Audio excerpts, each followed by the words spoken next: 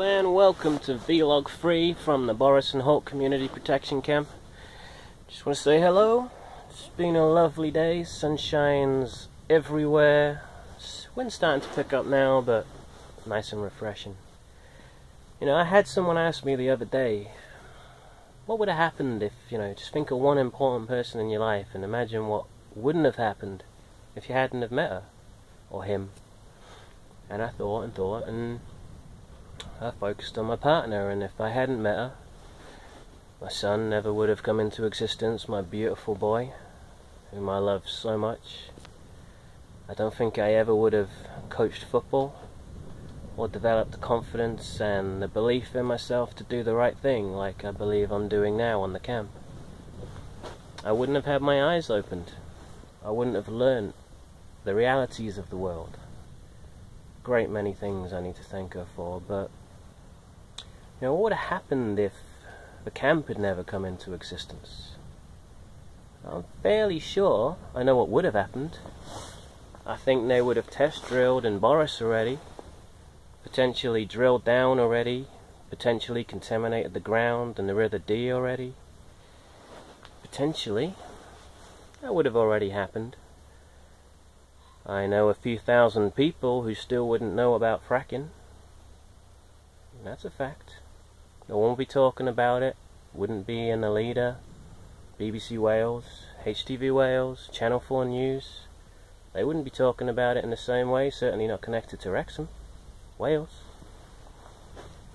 We've delayed things long enough with this camp that people have had a chance to talk and decide for themselves and realise that what they're being offered isn't everything they made out it was, and the risks are simply too great to take with our children's futures. You just can't do it. So those things, I think, without this camp would have come to pass.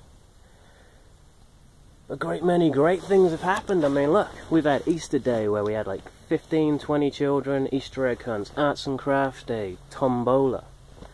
It was a great day, and memories that we've given those kids will probably last a lifetime. I know that my daughter's met some friends on camp that she never would have met, and who knows what those friendships could go on to be, lifelong hopefully. So that's fantastic. I've met wonderful people I never would have met without this camp. And the community here has come together in a way that has opened my eyes to the fact that communities still exist in a very real way. Communities are so important, but the component parts of communities are being torn down. Pubs are struggling to survive and are not getting subsidised. Parks not getting maintained. Public spaces not getting looked after. Cuts here, cuts there, and communities slowly but surely is being chipped away. But we don't have to let that happen. We can change that ourselves. If we all change ourselves and decide that there might not be a pub there, but there's a park and we could all meet there, or hell, there's a camp up in Borras and we could all get together there and we could be a community and our kids can have that communal experience and we can have that we deserve. Only we decide what we do. In our community, we decide what happens in that community, regardless of what the law says, regardless of what anyone else says. We decide what's right. So this camp has given that chance and that opportunity for people to come together and show that community is as strong as it is. It's been a beautiful experience for me personally, for a great many people I know.